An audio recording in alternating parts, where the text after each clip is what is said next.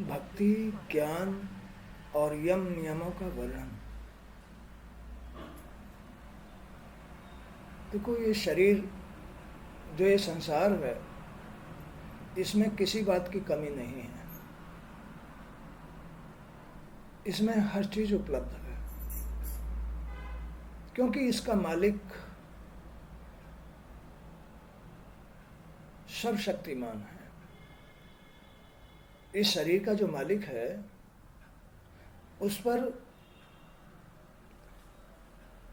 वो निष्काम भाव से, निष्पक्ष, निस्वार्थ इस संसार को चलाता है, निस्वार्थ चलाता है।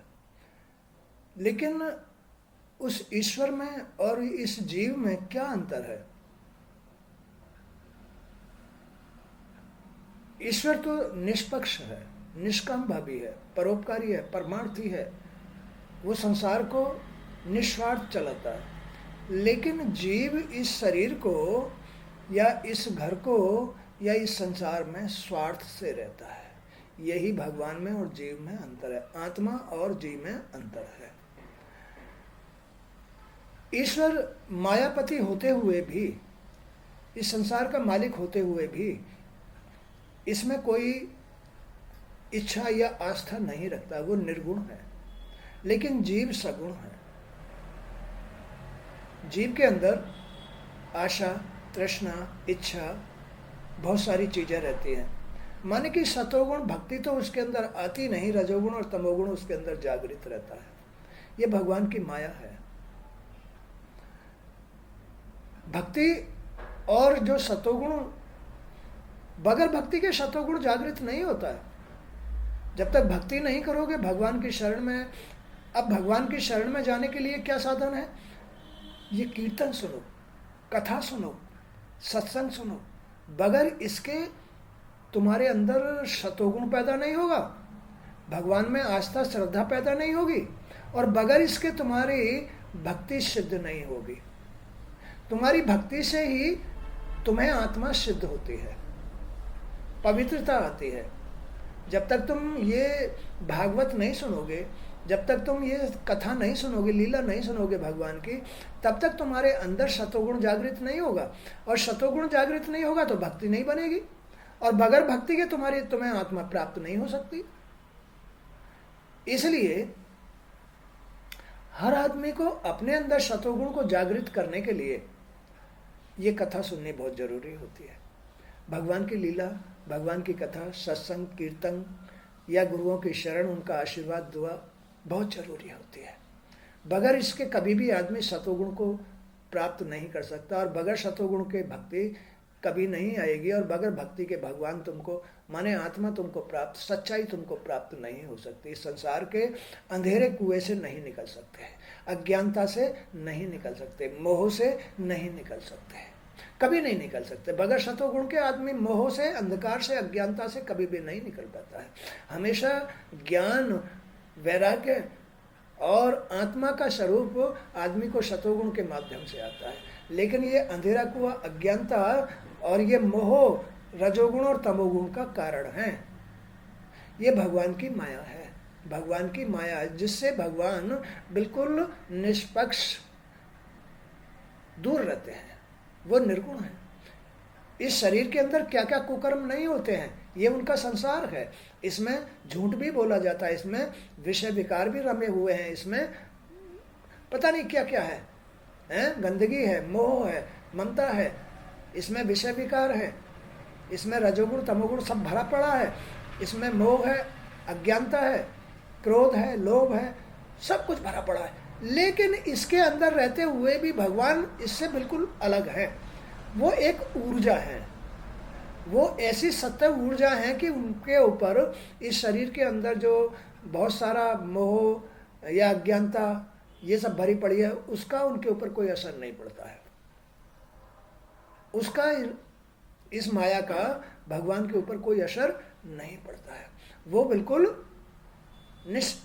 बिल्कुल निष्पक्ष है, माया में नहीं रमते हैं। इसमें बहुत सारा कुकर्म हो रहा है, फिर भी इसमें रहते हैं। शरीर के अंदर, संसार के अंदर बहुत सारा कलयुग बढ़ रहा है, बहुत सारा माया के अनुसार, रजोगुण तमोगुण के अनुसार निरा कलयुग बढ़ रहा है, निरे विकार बढ़ रहे हैं, लेकिन भगवान को उन विकारों से कुछ भी लेना देना नहीं है, बल्कि भगवान उनका साथ के साथ परिणाम बनाता चला जाता है। उसको कहते हैं भाग्य। अच्छे विचार या बुरे विचार, ज्ञान या अज्ञानता। तो भगवान श्री कृष्ण कह रहे हैं कि उद्धव, ज्ञानी पुरुष अपने ज्ञान के द्वारा निरंतर मुझे अपने अंतःकरण में धारण करता है। जब तक आदमी को ज्ञान नहीं आएगा, और ज्ञान कब आता है? जब भगवान की कृपा होती है, और भगवान की कृपा भक्ति से होती है, और भक्ति सतोगुण से आती है, और सतोगुण हमेशा भगवान की लीला सुनने से, कथा सुनने से, गुरुओं की शरण में जाने से, उनके पास बैठने से ही सतोगुण जागृत होता है। बगैर इसके कभी भी सतोगुण जागृत नहीं होगा। अच्छी बातों को सुने बगैर, भगवान की लीला कथा सुने बगैर कभी भी सतोगुण चालू नहीं होगा। अंधेरे कुएं में ही पड़ा रहेगा, रजोगुण में ही पड़ा रहेगा। तो मनुष्य ज्ञान के द्वारा ही, मेरी कृपा के द्वारा ही मुझे अपने अंतःकरण में, अपने हृदय पर धारण करता। नहीं भाई ये असत्य है, नहीं गुरुजी ने ऐसा बताया था, ये असत्य है, ये झूठ है, ये पाप है, ये अधर्म है, ये काम नहीं करना चाहिए। इसलिए मनुष्य ज्ञान से ही अपने हृदय में भगवान को धारण करता है। बगैर ज्ञान के अज्ञानता नहीं छटती है, बगैर ज्ञान के प्रभु नहीं मिलते हैं, बगैर ज्ञान के हृदय पर सच्चाई नहीं आती है, बगैर ज्ञान के। बोलो बात सही है? तत्व ज्ञान के लेश मात्र के उदय होते ही सिद्धि प्राप्त हो जाती है। क्या प्राप्त हो जाती है? सिद्धि माने कार्य सिद्ध हो जाता है। तत्व ज्ञान माने सत्य के ज्ञान से कि हाँ इसका नाम सत्य है। आदमी को जब भक्ति प्राप्त हो जाती है, सतोगुण के माध्यम से भक्ति प्राप्त हो जाती है, और भक्ति से जब उसको भगवान की कृपा मिलती है, यानी ज्ञान मिलता है, ज्ञान से तुरंत ही उसको सिद्धि प्राप्त हो जाती है। ज्ञान से सिद्धि प्राप्त होती है। इसलिए तुम्हें ज्ञान के द्वारा अपने आत्म स्वरूप को पहचानना चाहिए। इसलिए तुम्हें अपने ज्ञान के द्वारा अपने आत्म स्वरूप को पहचानना चाहिए। यानी अंधेरे कुएं में ही मत पड़े रहो, यानी अंधकार में ही मत पड़े रहो, ममता मोह में ही मत पड़े रहो। तुम अपने वास्तविक रूप को पहचानने के लिए गुरुओं की शरण जाओ, भागवत सुनो, भगवान की कथा लीलाएं सुनो, तो तुम्हें सतोगुण के माध्यम से भक्ति प्राप्त होगी, और भक्ति से तुम्हें ज्ञान प्राप्त होगा, और ज्ञान से तब तुम एक सत्य रूपी तत्व को अपने हृदय पर धारण कर सकते हो। तब तुम पहचान सकते हो कि सच्चाई में कितना दम है। इसलिए तुम्हें ज्ञान के द्वारा अपने आत्म स्वरूप को पहचानना चाहिए, और भक्ति भाव से मेरा भजन करना चाहिए। भक्ति भाव से मेरे आत्म स्वरूप को पहचानना चाहिए, और भक्ति भाव से भजन करना चाहिए। अब उद्धव जी पूछ रहे हैं, हे विश्वरूप श्री कृष्ण, आप विश्व के स्वामी हैं, इस शरीर के स्वामी हैं, इस संसार के स्वामी हैं। स्वामी आदमी कब बनता है? जब बिल्कुल निष्पक्ष निष्काम भाव से अपने संसार को चलाना चाहता है, निस्वार्थ भाव से, तब वो स्वामी बन जाता है, स्वामी कहलाने का अधिकारी होता है। और जो अगर स्वार्थ से अपने घर को चलाएगा तो कभी चला ही नहीं पाएगा। स्वार्थ से कभी घर नहीं चलते हैं, कभी शरीर नहीं चलते हैं, कभी स्वामी नहीं बन सकता, कभी श्री कृष्ण नहीं बन सकता, आत्मा धारण नहीं कर सकता, और बगैर आत्मा के कभी भी घर नहीं चलता, बगैर सच्चाई के कभी घर नहीं चलता, सच्चाई से घर चलता है। तो हे विश्वरूप श्री कृष्ण, आप विश्व के स्वामी हैं। आपका ये वैराग्य और विज्ञान से युक्त सनातन एवं शुद्ध ज्ञान किस प्रकार से प्राप्त हो? उद्धव पूछ रहे हैं श्री कृष्ण से, हे भगवान, आपके जैसा ये ज्ञान कैसे प्राप्त हो? आपके जैसा ये वैराग्य, आप तो इस संसार के मालिक होते हुए भी इससे बिल्कुल दूर है, इससे कोई इच्छा ही नहीं रखते, ना धन की, ना संपत्ति की, आप तो किसी बात की भी इच्छा नहीं रखते। आपके जैसा ज्ञान कैसे कैसे प्राप्त होगा, वो तरीका बताओ। अभी जैसे गुरु जी ने बतलाया, बगैर सत्संग, भगवान की कथा लीला, इनके सुने बगैर सतोगुण नहीं आता, सतोगुण के बगैर भक्ति नहीं आती, भक्ति के बगैर तुम्हें भगवान की कृपा प्राप्त नहीं हो सकती। वो है ज्ञान। ज्ञान के द्वारा ही आदमी अपने हृदय पर मन, चित्त, वाणी और बुद्धि में भगवान का वास करता है। अपने मन, चित्त, वाणी और बुद्धि में भगवान का वास कराता है ज्ञान तत्व से। ये भगवान की कृपा है, वो भक्ति से प्राप्त होती है। भक्ति सतोगुण से आती है और सतोगुण इन कथाओं को सुनने से आता है। तो उद्धव कह रहे, भगवान अब मुझे बताओ ना कि मैं कैसे क्या करूं, आपके जैसा वैराग्य, आपके जैसा निष्काम भाव, आपके जैसी परोपकार बातें, ज्ञान, ये सब मुझे कैसे प्राप्त होगा, उसे कृपा मुझे समझाइए। प्रभु आपका ये सेवक संसार रूपी अंधेरे कुएं में पड़ा हुआ सड़ रहा है, हैं? अब देख लो क्या कह रहे हैं, आपका ये सेवक संसार रूपी, संसार माने शरीर रूपी अंधे कुएं में पड़ा हुआ सड़ रहा है, काल इसे डसने को हर वक्त तैयार है? अंधे कुएं में सड़ भी रहा है और काल इसे डसने को हर वक्त तैयार है, फिर भी विषय भोगों की तृष्णा मिटती नहीं है। क्या चक्कर है ये? फिर भी विषय भोगों की तृष्णा मिटती नहीं है। ज्यों ज्यों मैं इसे तृप्त करता हूं, त्यों त्यों ये और बढ़ती चली जाती है। आप कृपया मेरा उद्धार कीजिए, मेरा उद्धार कीजिए प्रभु, आप कृपया मेरा उद्धार कीजिए। जो मेरी, अब भगवान कह रहे हैं कि जो मेरी भक्ति प्राप्त करना चाहता हो उसे मेरी अमृतमयी लीलाओं, कथाओं में श्रद्धा रखनी चाहिए। मेरी कथाओं में, मेरी भागवत में, देवी भागवत हो चाहे मेरी भागवत हो, इन कथाओं में श्रद्धा रखनी चाहिए। रोज आकर के टाइम से तुरंत आ जाना चाहिए, तो भगवान की कृपा आएगी। इस संसार के गुड़ गोबर में आदमी इसमें फंसा रह जाता है। इसमें से निकलने के लिए तुरंत ऐसी जगह जाके बैठ जाना चाहिए जहां तुम्हें ज्ञान की बातें समझाई जा रही हो, सुनाई जा रही हो, श्रद्धा से।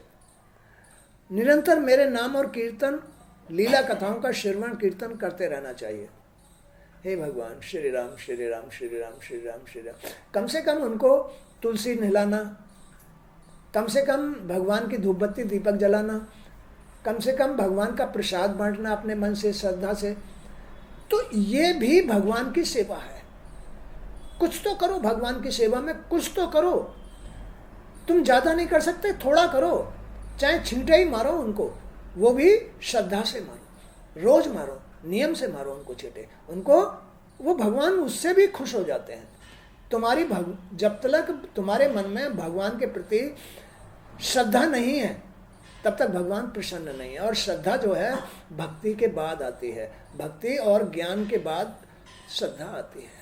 बगैर श्रद्धा, बगैर भक्ति और ज्ञान के कभी भी श्रद्धा नहीं आती है। तो निरंतर मेरे नाम और लीला कथाओं का श्रवण कीर्तन करते रहना चाहिए।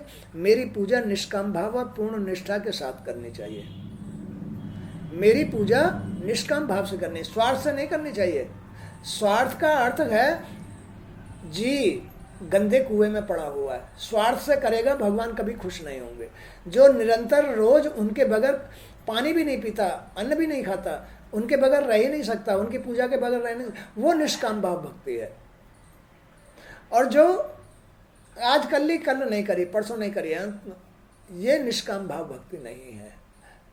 अगर दीपक जलाना है तो रोज जलाओ, अगर धूप बत्ती जलानी है तो रोज जलाओ। अगर तुम्हें भगवान की भक्ति प्राप्त करनी है, अगर ज्ञान प्राप्त करना है, अगर तुम्हें भगवान का आशीर्वाद लेना है, अगर तुम्हें भगवान की शरण में रहना है, अगर सच्चाई के साथ रहना है, अपने हृदय पर सच्चाई का वास कराना है, तो रोज करो। बगैर श्रद्धा के, बगैर निष्काम भाव के भगवान खुश नहीं होते हैं। दो चीजें हैं, निष्काम भाव होना चाहिए, माने स्वार्थ नहीं होना चाहिए भगवान की सेवा में, और श्रद्धा होनी चाहिए। दो बातें जिसके पास हैं उसको भगवान मिल जाते हैं, सच्चाई मिल जाती है और उसका जीवन सफल हो जाता है, अंधे कुएं में से निकल जाता है। इसको निकालना जरूरी है, नहीं तो ये खुद मरेगा और दूसरों को भी ले बैठेगा। तो मेरी पूजा निष्काम भाव और पूर्ण निष्ठा के साथ करे, वह मेरी पूजा है। वह मेरी पूजा ही नहीं, मेरे भक्तों की पूजा मुझसे भी बढ़कर करे।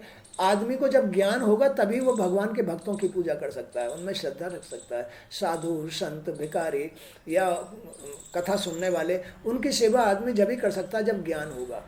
अज्ञानी मनुष्य है, वो तो ये कहेगा ये मेरी छाती पर यहाँ इनको पानी और मतलब जो है पिलाना पड़ता है, इनको चाय पिलानी पड़ती है, ये पता नहीं कौन कौन आ जाते हैं। जिनके अंदर श्रद्धा नहीं होती है, जिनके अंदर ज्ञान आ जाता है, ज्ञान से जिनमें श्रद्धा भक्ति आ जाती है भगवान की, वही आदमी भगवान के भक्तों की सेवा कर सकता है। अज्ञानी आदमी कभी भी नहीं करेगा, मूर्ख आदमी कभी भी नहीं करेगा। क्या समझ में आ रहा है? पानी खाना पीना बैठाना उनको जरूर कराना चाहिए। समस्त प्राणियों में वह मुझे ही देखे और उनसे प्रेम करे, किसी से घृणा न करे, किसी को उल्टी सीधी वाणी न बोले, है ना। भगवान के भक्तों को विशेषकर प्रेम करे, अपने एक एक भाव अनुभाव को मेरे लिए प्रकट करे और अपनी वाणी से मेरे गुणों का ही गान करे। अपनी समस्त कामनाओं का त्याग करके कर दे और अपने समस्त कर्मों को मुझे ही समर्पित कर दे। यानी सारे कर्म सच्चाई के अनुसार होने चाहिए। खाना बनाओ तो सच्चाई के साथ, नहा धोकर साफ सफाई करके, ये सच्चाई है। बर्तन साफ होने चाहिए, रसोई साफ होनी चाहिए, नहा धो करके तब खाना बनाओ, ये सच्चाई है। तो ये भगवान को समर्पित कर्म है। बगैर घर में झाड़ू निकाले पोंछा लगाए कभी दीपक नहीं जलाना चाहिए। पहले झाड़ू निकालो, पोंछा लगाओ और फिर नहा धो करके तब दीपक जलाओ, धूप बत्ती जलाओ। तो ये सच्चाई को समर्पित कर्म है भाई। उसके बाद अपने घर के कपड़े धो, बच्चों को नहलाओ, खुद नहाओ, हैं, भगवान की सेवा करके और तब भागवत सुनो। तो ये सच्चाई है, ये सच्चाई को समर्पित कर्म है। बच्चे स्कूल जाते हैं, उन्हें नहला धुला करके उन्हें जो है प्रेम से प्यार से उनको खिला पिला करके उन्हें स्कूल भेजो, ये सच्चाई है। तो जो आदमी ज्ञान से भगवान को पहचान लेता है वो अपने हृदय पर भगवान का वास करा लेता है, सच्चाई का वास करा लेता है। तब वो अपने एक एक कर्म को सच्चाई के अनुसार करता हुआ इस संसार से, इस गंध से मुक्त हो जाता है, बड़ा सुखी रहता है नहीं। जो मनुष्य इन धर्मों का पालन करते हुए मेरे प्रति आत्मनिवेदन करता है उसके हृदय में मेरी प्रेममयी भक्ति उदय हो जाती है। इस प्रकार से करते हुए जो आदमी मेरे से कुछ भी निवेदन करता है, भगवान हमारे ऊपर दया रखना, भगवान इस कार्य को सिद्ध कर देना, तो वो कार्य सिद्ध हो जाएगा। जिसके अंदर प्रेममयी भक्ति है, जिसके अंदर प्रेममयी भक्ति है, उसके कार्य भगवान सब पूरे कर देंगे। जिसे मेरी भक्ति प्राप्त हो जाती है उसे फिर किसी वस्तु की आवश्यकता नहीं रहती है। फिर तो सब कुछ मैं ही पूर्ति करता रहता हूँ, सच्चाई पूर्ति करती रहती है।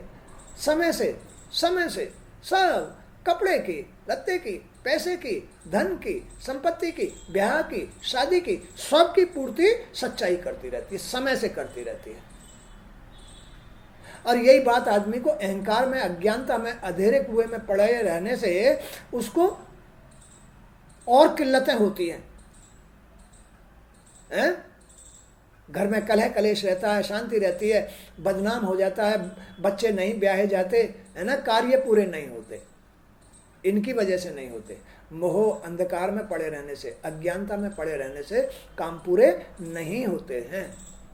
काम पूरे होते हैं भगवान की शरण में रहे, कथा सुने, सतोगुण जागृत करे, भक्ति जागृत करे और तब अपने आत्म स्वरूप ज्ञान को भगवान से प्राप्त करके तब ज्ञान से अपने हृदय पर भगवान का वास कराए और वास करा करके तब भगवान की सेवा करे, है ना, अपने घर में ही।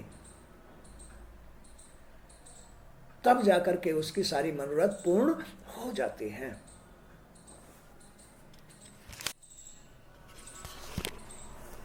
जिसे मेरी भक्ति प्राप्त हो जाती है उसे फिर किसी वस्तु की आवश्यकता नहीं रहती। इस प्रकार से धर्मों का पालन करने से चित्त में जब सतोगुण की वृद्धि होती है और वह शांत होकर आत्मा में लग जाता है, उस समय साधक को धर्म, ज्ञान, वैराग्य, ऐश्वर्य स्वतः ही प्राप्त हो जाते हैं। ज्ञान, वैराग्य, ऐश्वर्य, जब आदमी इस प्रकार श्रद्धा से अपने घर में रहता है, करता है, तो उसे ऐश्वर्य, ज्ञान सब कुछ अपने आप प्राप्त हो जाते हैं। यही शरीर का सिस्टम है।